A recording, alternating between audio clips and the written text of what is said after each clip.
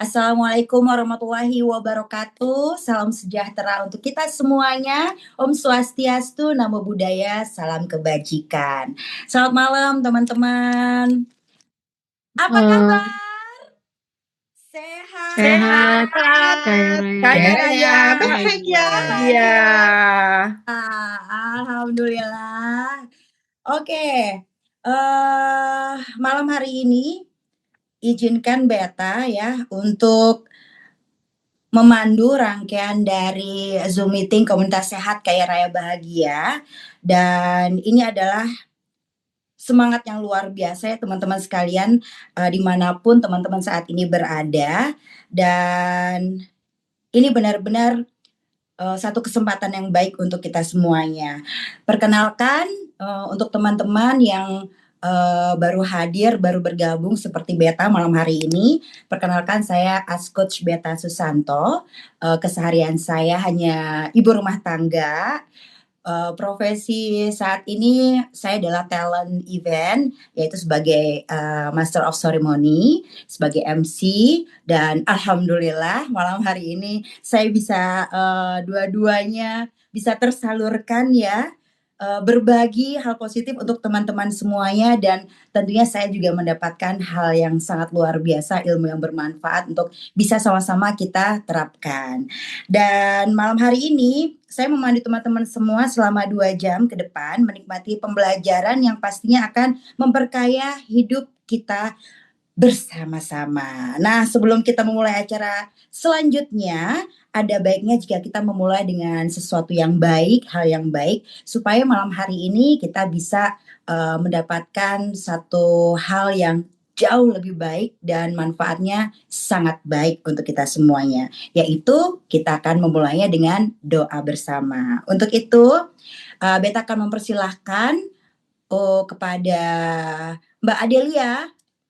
Berkenan Mbak, silahkan untuk memimpin doa pembuka malam hari ini. Terima kasih Mbak Beta. Selamat malam teman-teman semuanya. Sebelum mulai hari ini, mari kita berdoa agar diberikan kemudahan dan kelancaran pada acara kita saat ini. Berdoa mulai. Ya Tuhan, terima kasih kami ucapkan karena atas kasih-Mu kami dapat berkumpul di acara Zoom SKRB malam hari ini. Ya Tuhan, bimbinglah kami agar acara hari ini berjalan dengan baik, lancar, dan penuh berkah. Berikan kami ilmu yang bermanfaat, pemahaman yang mendalam, dan kekuatan untuk mengamalkannya dalam kehidupan kami. Terima kasih Tuhan. Amin. Terima kasih. Terima kasih Mbak Delia. Semoga doa kita bersama malam hari ini bisa menjadi jalan yang mempermudah untuk kita ke depannya ya teman-teman ya. Amin ya rabbal alamin. Baik, selanjutnya kita akan mendengarkan, menyimak bersama untuk core value dari komunitas SKRB. Nah, silahkan untuk Mbak Natalia Suciati. Oke, selamat malam semuanya. Terima kasih atas kehadirannya pada malam hari ini. Perkenalkan, saya Natalia Suciati. Saat ini saya bekerja di bidang jasa konstruksi. Background saya adalah sebagai di bidang legal dan saat ini sedang mendalami manajemen risiko. Oke, seperti kita ketahui bersama bahwa SKRB adalah suatu komunitas yang memiliki core value impact, yaitu integrity, mindfulness, purposeful, abundance, commitment, dan teachable. Dan malam hari ini saya akan menyampaikan core value abundance. Ya, apa itu value abundance? Yaitu memiliki mentalitas berkelimpahan dan selalu ingin berbagi dengan orang lain.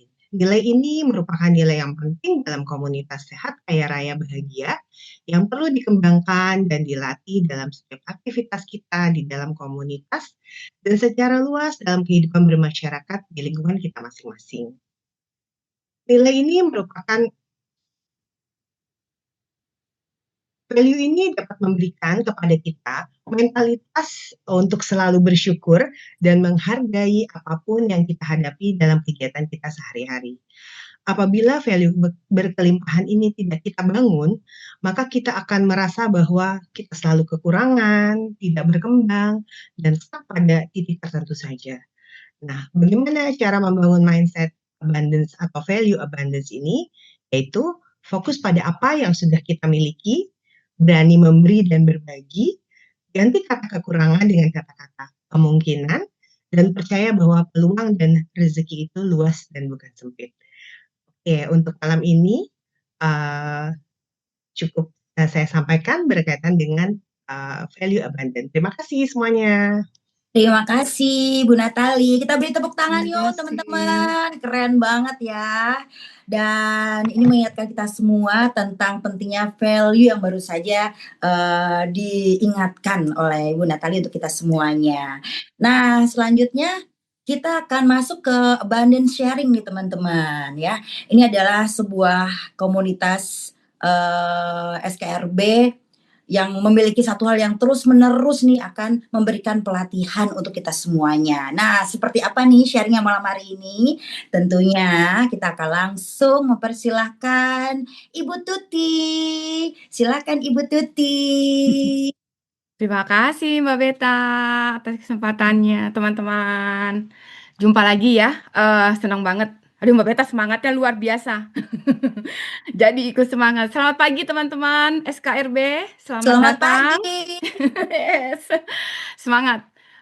Iya, kali ini saya akan menyampaikan abundant sharing di kesempatan kali ini, yaitu kisah jernih saya selama ini memulai perjalanan di komunitas SKRB pun juga di komunitas Eating Reorder. Jadi saya di sini akan menceritakan sedikit jernih saya pertama kali bertemu dengan komunitas Eating Reorder, teman-teman. Mungkin ada sebagian teman-teman yang udah tahu komunitas Eating Reorder itu apa, tapi mungkin ada juga yang belum tahu. Ya, sebelumnya juga saya nggak tahu, nggak ada ide sama sekali apa sih itu Eating Reorder gitu. Yang saya tahu eating disorder ya. Dan itu saya mengalaminya ternyata teman-teman. Dan alhamdulillah Tuhan saat itu menemukan saya dengan eating reorder. Oke, sebelumnya saya memperkenalkan diri dulu. Nama saya Tuti Popelmeier. Saat ini saya seorang diaspora yang tinggal di Bremen, di kota Bremen, Jerman. Ya, dan saya seorang ibu rumah tangga sama seperti Mbak Beta. Juga pekerja swasta di salah satu perusahaan di Jerman, teman-teman. Ya, balik ke saya mengenal komunitas Eating Reorder. Saat itu 2024 pertama kali kenal Eating Reorder. Jadi momen awalnya itu saya mengenal Eating Reorder adalah saat saya sudah mengalami signal di tubuh yang semua sudah pinggang ngerasa sakit, punggung juga sakit, terus baju yang paling terasa itu, ini foto saya, maafkan saya yang dulu ya teman-teman. Ini foto before saya sebelum mengenal Eating Reorder. Jadi ini yang paling tanda banget signal selain kesehatan yang saya rasakan nggak baik, yaitu tubuh saya yang jadi melebar, teman-teman. Jadi saat itu saya udah panik, baju udah kesempitan semua, terus kok nggak ada yang muat, terus jalan juga lutut sakit gitu kan. Di fase itu saya juga mengalami sebelum corona itu tahun 2019, titik terendah dalam hidup saya, teman-teman. Saat itu saya kehilangan orang tua sebelum corona 2019, orang tua kena stroke. Dan di situ saya ngerasa ya Allah, saya harus sehat, saya nggak mau sakit dan saya nggak mau seperti orang tua saya yang mengalami pengobatan yang terapi, pokoknya segala macam sampai 8 bulan itu kayak tersiksa sekali.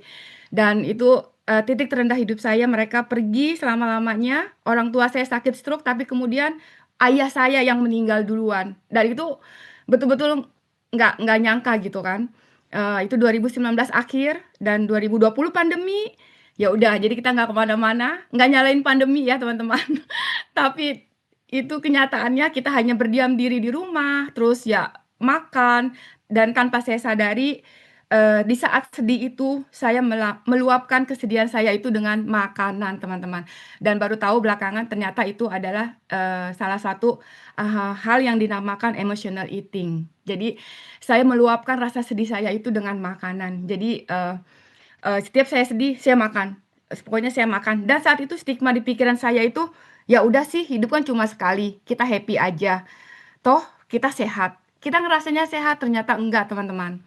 Jadi di saat itu saya coba gimana caranya untuk saya lebih sehat, terus yang pasti tubuh kembali punya berat badan ideal. Saya coba beberapa macam diet, tapi ternyata nggak berhasil. Hasilnya selalu yoyo efek, teman-teman. Dan kemudian suatu hari, kayaknya itu ada aja ya jalan kalau kita niat kuat, Tuhan pasti kasih jalan. Saat itu tanpa sengaja saya menemukan status teman saya di story Instagram. Yang biasanya saya itu nggak pernah ngecek-ngecek satu-satu story teman-teman Instagram saya. Entah kenapa hari itu tuh saya scroll semua story teman-teman hingga saya menemukan satu story teman yang dia pasang foto before after persis seperti foto saya ini, teman-teman. Terus, wow, saya amazing. Kita ketemu 2018, dia tuh masih lebar. Sama lah kita melebar bareng, teman-teman, ceritanya. Tapi saya malu bertanya, teman-teman. Terus, aduh, ini kok bisa gitu. Akhirnya saya kepoin, dia cuma nge-tag akun Eating Reorder dan Coach Alin Justria. Saat itu beliau di batch-nya Coach Alin. Saya penasaran, saya kepoin, itu 2024 bulan Agustus. Em, Oke, saya kepoin, terus saya mau daftar, akhirnya oke, saya bilang, saya terpikir saya kayaknya harus coba. Ini usaha saya yang terakhir. Kalau Tuhan izinkan ini berhasil, ya saya akan menjaga tubuh ini. Jadi teman-teman yang awalnya niat kurus, ikut eating reorder, akhirnya malah menjadi mengurus badan. Awalnya niat kurusin badan, teman-teman. Di situ saya menemukan siapa diri saya sendiri saat saya join eating reorder. Dan saya seperti diajak kembali pulang ke diri saya, teman-teman. Karena eating reorder itu bukan program diet. Eating reorder itu program sehat yang mengatur pola pikir kita terhadap pola makan, pola istirahat, dan pola latihan, teman-teman. Jadi di situ saya tahu, oh begini caranya gitu, teman-teman. Oh, saya antusias banget. Dan teman saya belum tahu tuh. Teman saya belum tahu saya ikut program eating reorder. Selang 1,5 bulan, saya posting itu New Year akhir tahun 2024. Jadi saya join bulan November, di akhir Desember saya posting, karena itu sudah ada yang signifikan di timbangan, saya posting resolusi 2025 kepengen punya berat badan seperti Marshanda. Itu status saya saat itu, teman-teman. Dan saat itu saya udah turun dari 71 kilogram menjadi 63, teman-teman. Itu saya amazing sekali. Wow, saya jalani program eating reorder dengan konsisten, dengan penuh sabar, dengan ikhlas. Itu yang dengan core value semua yang ada di eating reorder saya jalani semuanya semaksimal mungkin. Dan di situ akhir tahun saya nggak nyangka, awal tahun lanjut terus program hingga ya ini hasilnya dari before after, teman-teman. Dan yang paling banget berasa lutut udah nggak sakit, bangun tidur seger, terus nggak ada lagi tuh kerokan gitu dulu kan. Saya tuh hobi kerokan, teman-teman, dipijet itu favorit saya. Itu nggak ada lagi, alhamdulillah. Terus yang paling saya amazing, saya yang tadinya lari 200 meter itu ngos-ngosan, setelah ikut program saya bisa half marathon, alhamdulillah. Itu salah satu achievement yang sangat-sangat saya syukurin dalam hidup saya, ya ini bertemu eating reorder, teman-teman. Dan selanjutnya juga saya mengenal SKRB ya, akhirnya di seiring perjalanan saya mengenal komunitas SKRB yang juga lebih wow. Jadi bersinergi gitu ya, teman-teman. Saat itu saya ikut Inner Journey Mentoring sama Coach Arisandi dan juga The HH Workshop. Saat itu tuh betul-betul yang saya merasa ini yang saya butuhkan, komunitas yang memang tempat saya bisa berdampak untuk ke orang sekitar gitu, yang amazing sekali, teman-teman. Jadi setelah saya ikut program eating reorder, setelah perubahan yang terjadi signifikan dari kerabat baik di Jerman maupun di Indonesia, terus sahabat, teman-teman, itu langsung wow, kok bisa gitu. Karena ya apalagi yang udah tahu kenal saya kan dari zaman dulu itu yang, "Tuti lu kan dulu gemoy banget ya, kok bisa setipis ini?" Gitu. Jadi alhamdulillah sekarang ukuran baju itu dari XL ke XS, teman-teman, gitu. Iya, dan juga komunitas SKRB ini betul-betul yang benar-benar menjadikan diri saya itu lebih yang mindfulness, Terus saya bisa menyadari di sini kita belajar tempo hari di seminar Coach Arisandi itu tentang luka-luka masa lalu, terus tentang kendali yang sabotase diri, itu terus belajar self healing, itu benar-benar berguna banget teman-teman. Jadi bersyukur malam ini teman-teman, nggak ada yang kebetulan dalam hidup kita. Teman-teman, malam ini kita berkumpul di komunitas SKRB mengikuti webinarnya, juga nanti akan diisi dengan Coach Julius. Insya Allah kisah saya ini juga nanti materi yang akan disampaikan Coach Julius itu bisa jadi pondasi, bisa kita jalankan sehari-hari untuk hidup kita lebih bermakna dan kita bisa lebih berdampak untuk sesama. Demikian, Mbak Beta. Terima kasih Mbak Tuti. Selalu loh nih teman-teman, ya ampun. Kita beri tepuk tangan yang meriah dulu. Beli love, boleh-boleh semuanya yuk. Kita berikan apresiasi yang luar biasa buat Banin sharing dari Mbak Tuti. Keren sekali ya teman-teman ya. Ini semangatnya tuh selalu loh, selalu menceritakan di coaching manapun. Ini selalu stabil, bahkan sampai malam hari ini semangatnya, ceritanya itu sampai kadang-kadang aduh, ini belum sedetail-detailnya ya diceritain ya Mbak Tuti ya. Kalau udah detail tuh bisa sampai mata tuh tiba-tiba berair gitu teman-teman. Aduh, keren banget Mbak Tuti prosesnya, dan yang selalu digaris bawahi Beta kalau dengar dari sharingnya Mbak Tuti adalah tidak ada yang kebetulan. Semua itu tidak ada yang kebetulan. Kita dipertemukan oleh siapapun, keadaan apapun, itu pasti ada tujuannya. Itu keren banget ya Mbak Tuti. So inspiring. Thank you Mbak Tuti buat sharingnya. Dan malam hari ini teman-teman yang sudah nggak sabar kita tunggu-tunggu, yang sudah kita nanti-nantikan untuk ilmunya, bisa kita jadikan satu senjata ya buat kita melangkah lebih sehat, lebih kaya raya, lebih bahagia. Amin. Kita akan langsung berikan sambutan dengan tepuk tangan, boleh? Kita sambut Coach Julius Suharto, MPSI. Halo, halo. Silakan Coach Julius. Thank you, Kak Beta. Halo, selamat malam semuanya, dan selamat tahun baru ya. Ini kita udah nggak ketemu selama setahun kan ya, udah ganti tahun soalnya ya. Oke, baik. Saya izin ya untuk share screen saya punya materi. Jadi hari ini kita mau ngobrolin tentang goal setting karena pas banget kita di awal tahun. So, saya pengen sharing sedikit gitu ya tentang goal setting ini.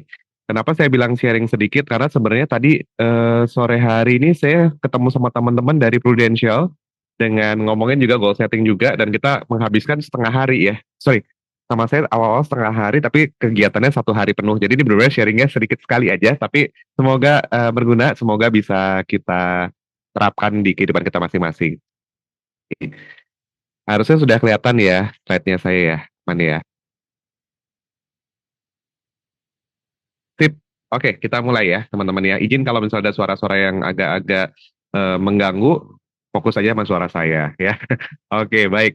Perkenalan, nama saya dengan Julius. Latar belakang saya memang dari psikologi. Saya seorang psikolog dan saya bekerja di Bravo Sinergi Solusi.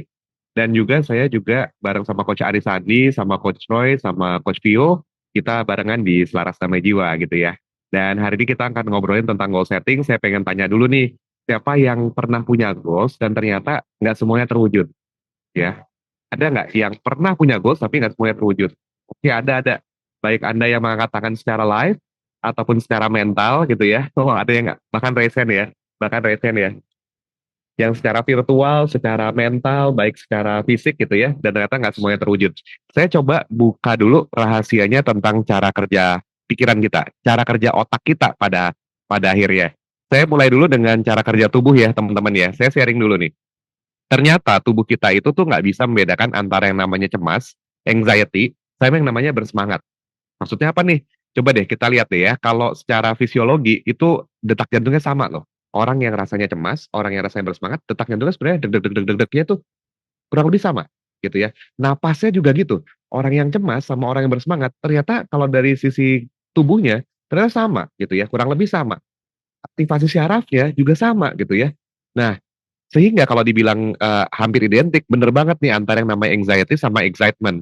Ternyata perbedaannya bukan di badan, tapi justru kepada makna yang kita berikan terhadap sensasi tersebut. Contohnya apa sih? Kalau kita lagi deg-degan jatuh cinta sih masih enak ya.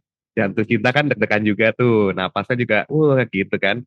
Nah, itu enak. Kenapa? Karena kita bilang itu tentang jatuh kita, emosi yang positif. Tapi kalau lagi dikejar deadline, kalau lagi dikejar cicilan panci gitu ya, ternyata tuh buat kita cemas juga ya, gitu. Lalu kemudian berhubungan sama goal gimana? Nah, goal juga sama nih. Kita banyak sekali yang tanda kutip lihat dari goal sebelumnya, saya nggak dapet nih dari 10, saya cuma bisa checklist 1, saya punya bisa cuma checklist 7 gitu dan sebagainya. Dan mungkin merasakan hal yang sama.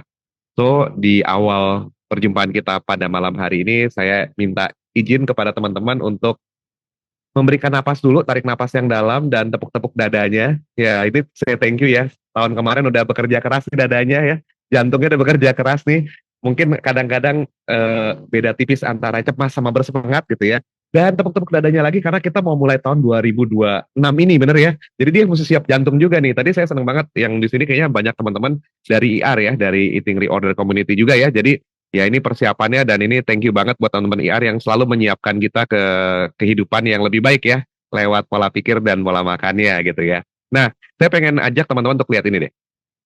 Di awal kita punya kalimat-kalimat atau kita punya tagline gitu ya, sehat kaya raya bahagia, betul ya? Dan ini rasa-rasanya jadi keinginan semua orang, bahkan menjadikan goalnya di tahun 2026. Pengen lebih sehat, pengen lebih kaya raya, pengen lebih bahagia. Siapa yang pengen nih? Dengan goal yang seperti ini, pengen ya, goal-goal umum ini pengen ya. Oke, nice, thank you, thank you. Tapi saya kasih tahu nih, ada masalah tersembunyi. Menarik ya, loh, padahal kan pengen sehat, pengen kaya raya, pengen bahagia, tapi ada masalahnya nggak? Ternyata ada sedikit ya, sedikit aja, tipis aja. Kata lebih, contohnya gini, saya pengen lebih sehat.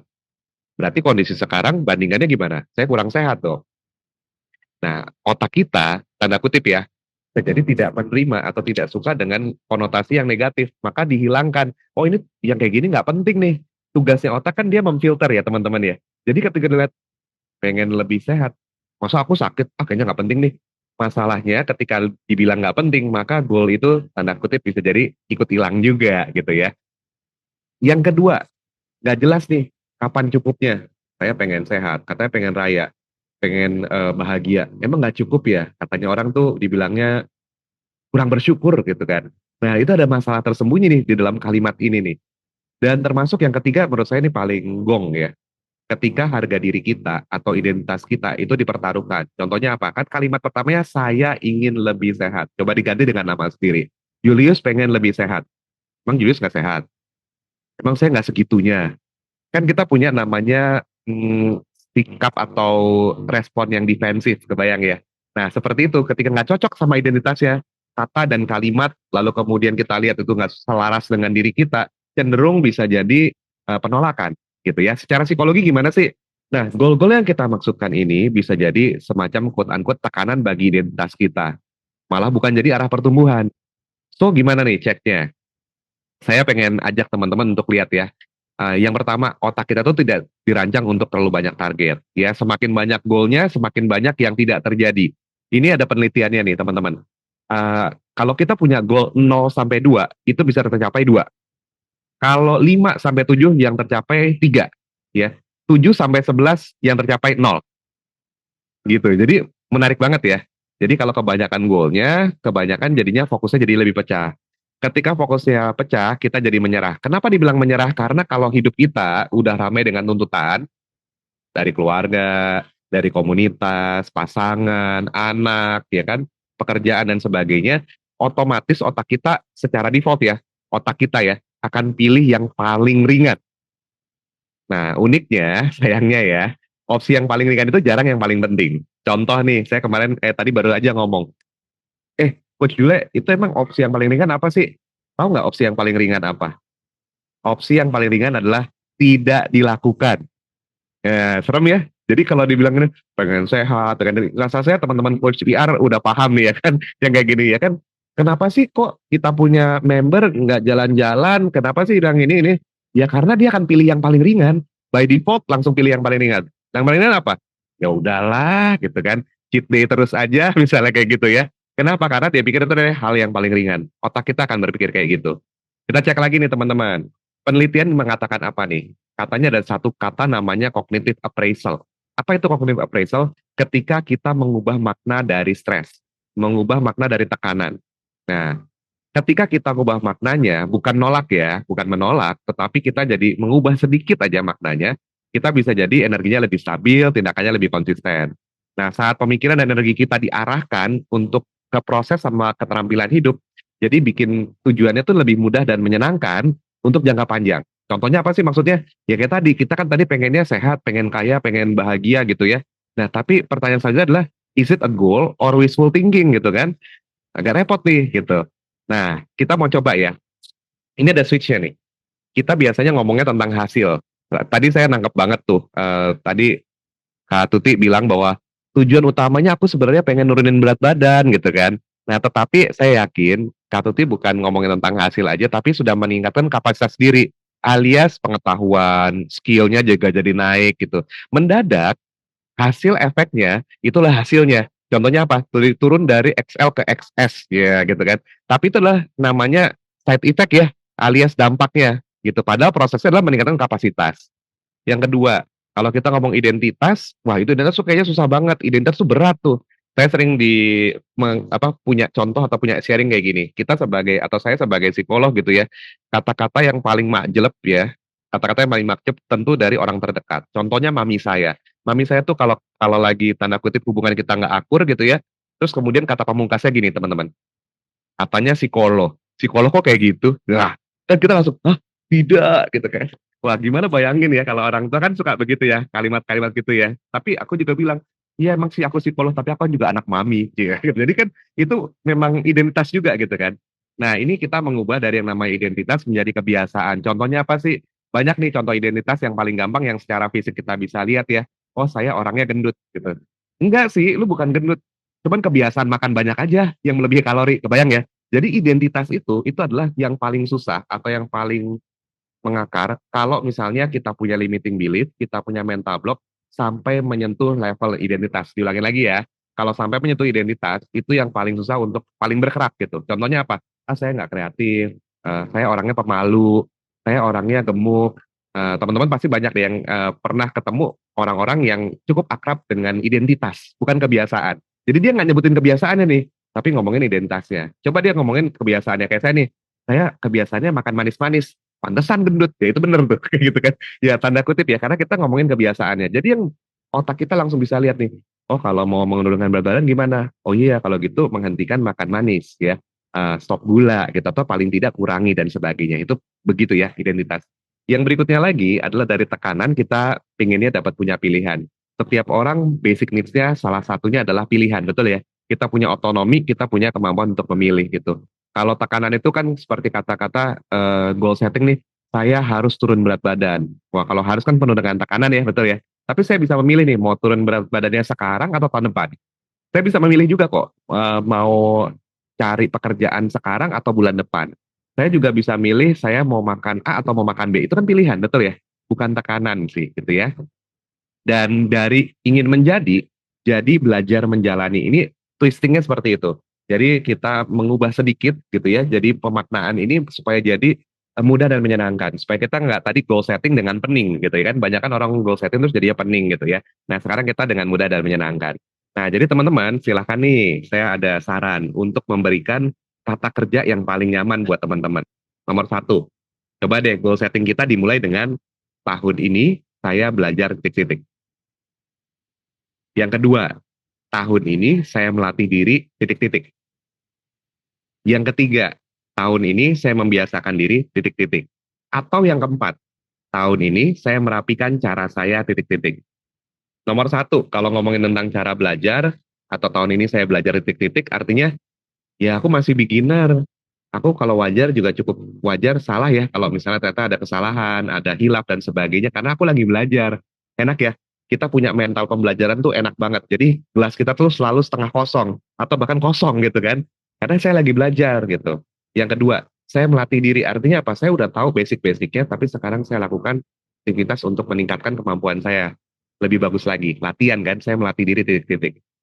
Yang ketiga, punya kebiasaan. Artinya apa? Udah sampai ke level identitas. Tadi kan kita bilang tuh, makannya kebanyakan sih, atau misalnya tadi tidurnya kebanyakan sih, jadinya malas kerja, ya kan? Mungkin ngocehnya kebanyakan sih, jadi negatif gitu kan, dan seterusnya. Nah, tapi sekarang ini saya membiasakan diri untuk mengambil waktu lebih sadar. mengambil jeda waktu sebelum saya memberikan respon. Enak ya? Jadinya kita bukan jadi orang yang pemarah, apalagi punya goal, saya mau jadi penyabar. Katanya ya, konon katanya nih, correct me if I'm wrong ya, semakin kita bilang, saya mau jadi penyabar, maka kita akan diberikan latihan-latihan untuk menyabarkan diri, bener ya? Besok tuh nggak berapa lama, toto bikin ada hal-hal yang pengen emosi aja gitu. Kenapa? Karena emang tujuannya mau menyadarkan diri sih dari ketidaksabaran tersebut ya gitu. Nah, jadi kalau kita pakai kalimatnya tahun ini saya membiasakan diri, nah itu jadi bentuknya masuk ke identitas. Berikutnya, tahun ini merapikan cara. Jadi sebenarnya apa? Kita tuh nggak salah sih. Yang salah apa? Mungkin urutannya, mungkin sistemnya, gitu ya. Merapikan cara saya untuk mengatur waktu. Tadi sore ada yang dapat insight kayak gitu.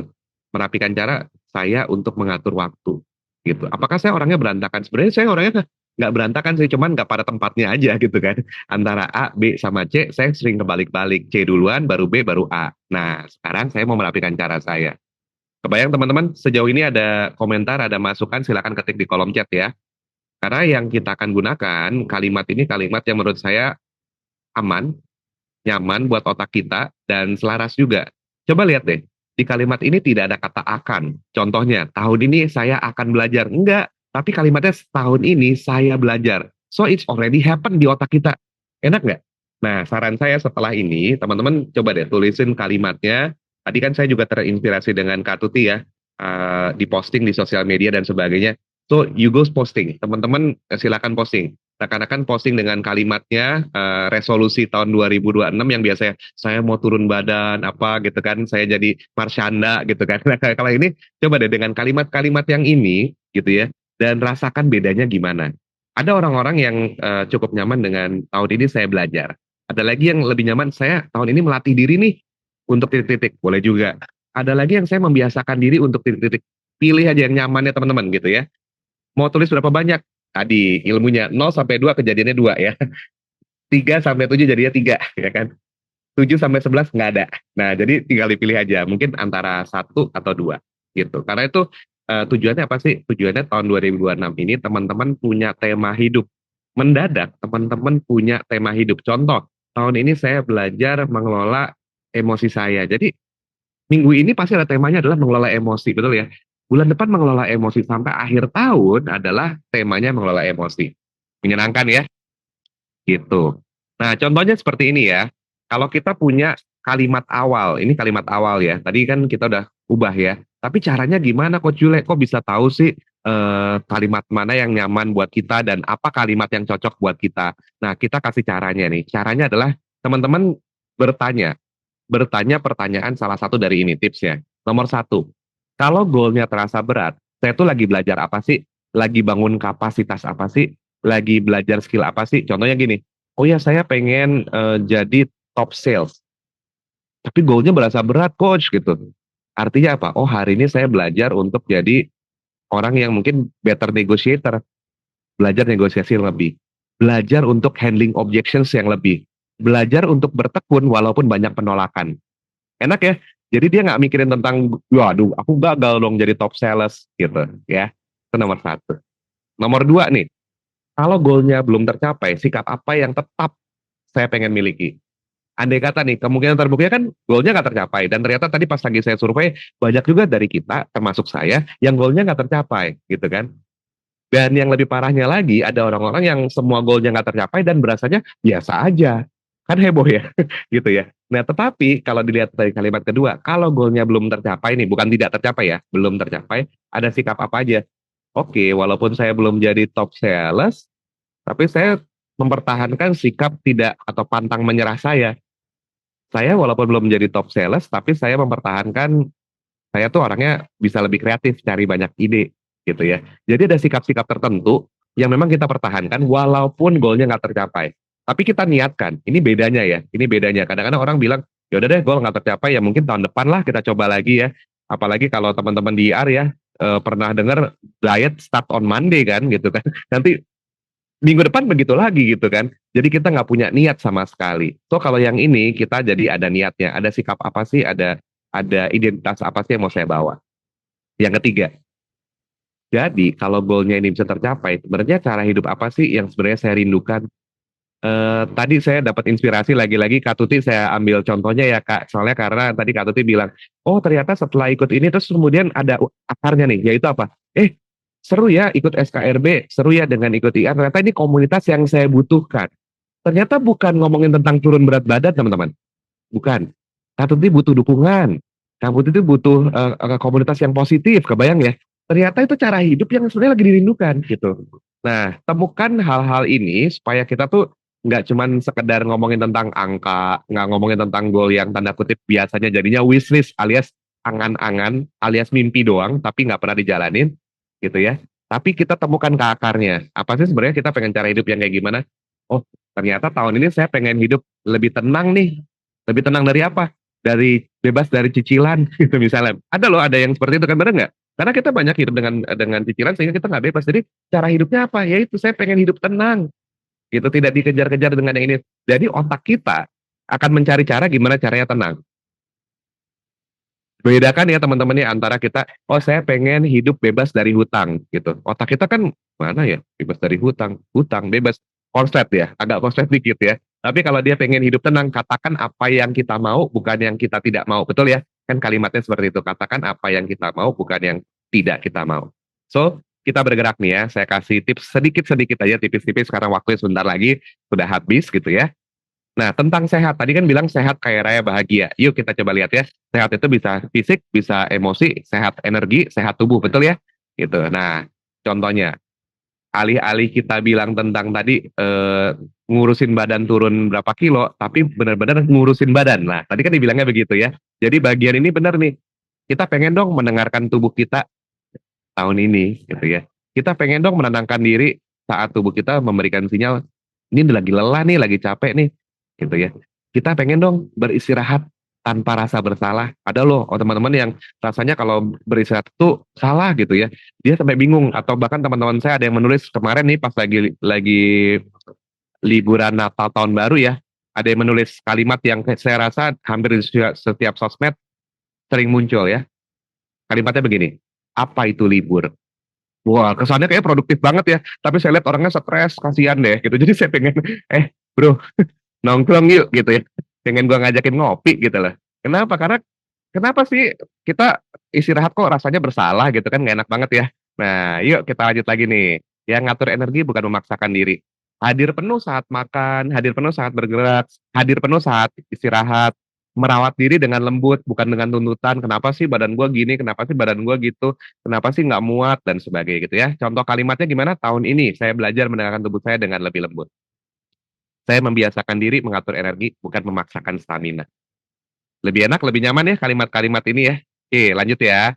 Yang kaya raya, sehat, kaya raya, bahagia. Yuk kaya raya nih. Kaya raya tuh nggak cuma sekedar dari uang, tapi bisa jadi rezeki ya, rezeki kita ya. Mental berkelimpahan ya. Rasa kaya raya itu juga punya rasa aman, tadi rasa tenangnya gitu ya. Relasi dengan uang sebenarnya. Bersikap tenang saat bicara tentang uang. Iya loh, kadang-kadang kita nggak tenang gitu. Ngomongin uang jadi gelisah gitu ya. Mengelola uang tanpa panik atau rasa takut ya.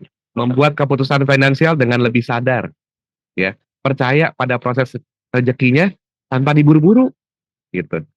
Menghargai uang tanpa menjadikannya sumber stres misalnya gitu ya.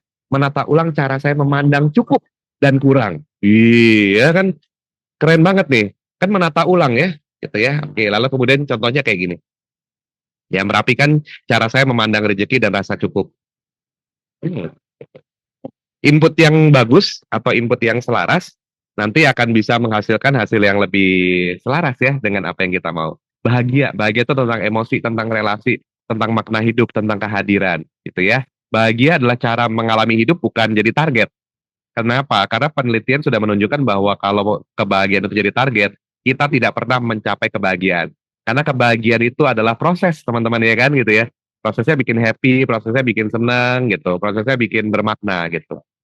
Bahagia itu apa sih? Saya tahun ini pengen hadir di momen kecil sehari-hari, ya. Menikmati hidup tanpa menunggu semuanya sempurna, ya.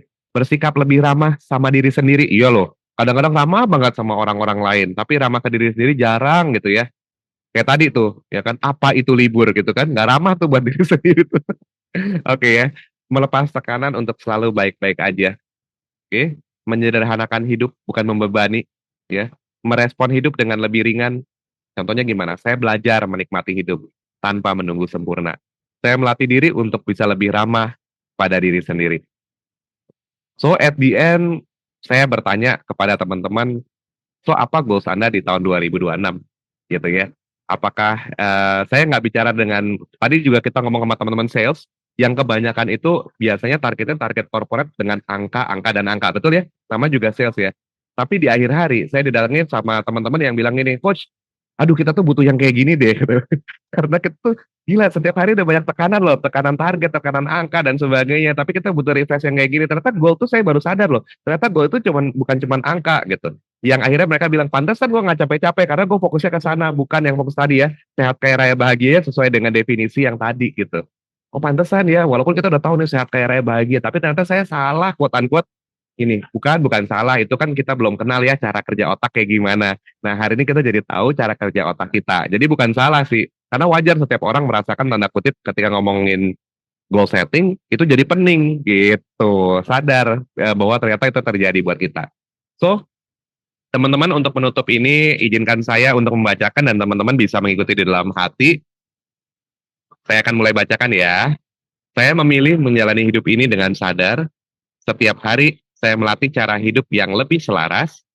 Saya percaya langkah kecil yang konsisten membawa saya ke hidup yang saya hargai. Thank you. Silakan kembali lagi kepada Kak Berta. Terima kasih.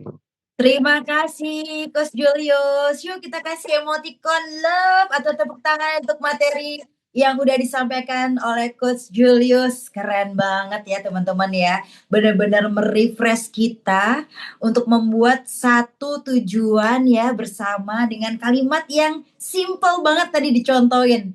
Tahun ini saya belajar untuk senyum kayaknya. Karena kalau beta kayaknya belajar senyum deh. Karena banyak yang bilang pokoknya judes gitu. Oke. Nanti habis ini ngaca terus kayaknya nih. Terima kasih sekali Coach Julius. Teman-teman juga bisa kita memulai untuk membuat kata-kata yang tadi dicontohkan oleh Coach Julius ya. Saya tahun ini belajar untuk saya melakukan, saya memperbaiki, tahun ini saya memperbaiki. Nah, dan contoh-contoh yang lainnya. Seru banget nih teman-teman. Karena awal tahun ini kita pasti akan memulai banyak hal, memplanning banyak hal ya kan. Dimulai dengan satu kalimat yang simpel dan kita akan membuatnya menjadi rutinitas terus sampai akhir tahun. Siapa tahu ya kan terwujud. 1 sampai 2, 2. 3 sampai 4, 3. 7 sampai 11 nggak ada. Iya, benar. Oke, terima kasih sekali lagi Coach Julius untuk yang sangat penting dan bermanfaat untuk semua teman-teman malam hari ini yang bergabung. Dan tentunya Beta ingin mengingatkan kembali ya teman-teman malam hari ini yang terutama yang baru saja bergabung ya. Silahkan nanti setelah Zoom meeting ini selesai, teman-teman bisa follow Instagram SKRB ya, silahkan follow Instagram SKRB tuh. Untuk search-nya diketik pencariannya SKRB_community ya, silahkan di follow dulu. Terus selanjutnya kita akan membahas tentang sistem dan tata cara komunitas ini ya teman-teman ya. Iya. Nah, teman-teman, seperti yang tampak di layar, setiap orang yang bertugas ini akan mencari orang selanjutnya untuk estafet tugasnya di Jumat berikutnya.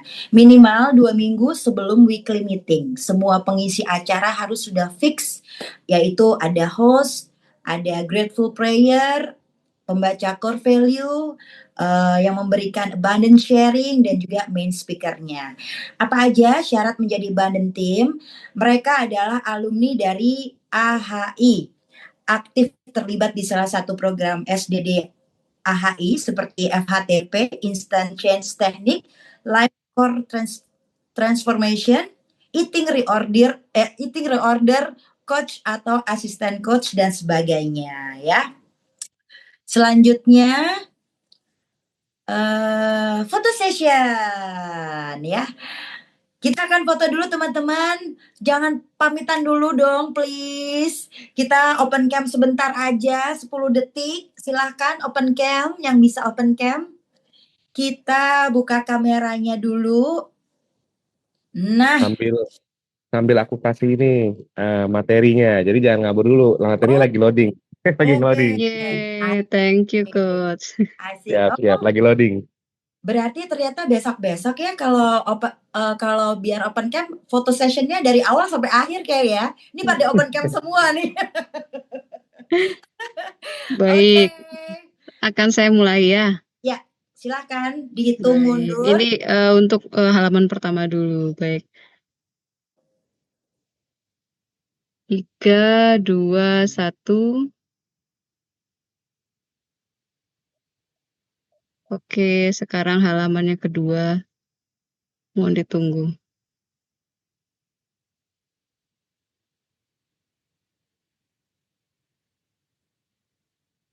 3, ada 3 halaman. 3, 2, 1 halaman kedua. Baik. Sekarang halaman yang ketiga. 3, 2, 1. Oke, terima kasih. Terima kasih. Iya, terima kasih semuanya teman-teman. Nah, kita akan lanjut setelah foto session ini adalah apa nih Mbak Nupi? Mohon ditunggu. Oke. Sip. Nah, oke, baik teman-teman. Mungkin bisa memulai untuk menuliskan satu hal berharga di grup WhatsApp ya. Silakan. Kalau tadi misalnya sesuai dengan materi malam hari ini, tahun ini saya belajar untuk, tahun ini saya merapikan tentang bisa tuh ya tadi yang dicontoh yang diberikan contohnya oleh Coach Julius. Nah, atau setelah ini kan nanti coaches akan memberikan materinya, bisa tuh nanti dibaca-baca dan silahkan untuk memberikan tulisan satu aja yang sangat berharga ya di grup WhatsApp-nya ya. Oke, baik. Kita akan masuk ke doa penutup ya teman-teman, karena semuanya sudah kita berikan. Baiklah, ini adalah Mind Investment. Beta mengingatkan sekali lagi, silakan untuk Mind Investment bisa di-scan barcode-nya di layar. Oke, 10, 9, 8, 7, 6, 5, 4, 3, 2, 1. Iya, terima kasih. Dan berikutnya, kita akan menutup dengan hal yang baik juga, yaitu kita akan berdoa bersama. Silakan, Mbak Delia. Baik.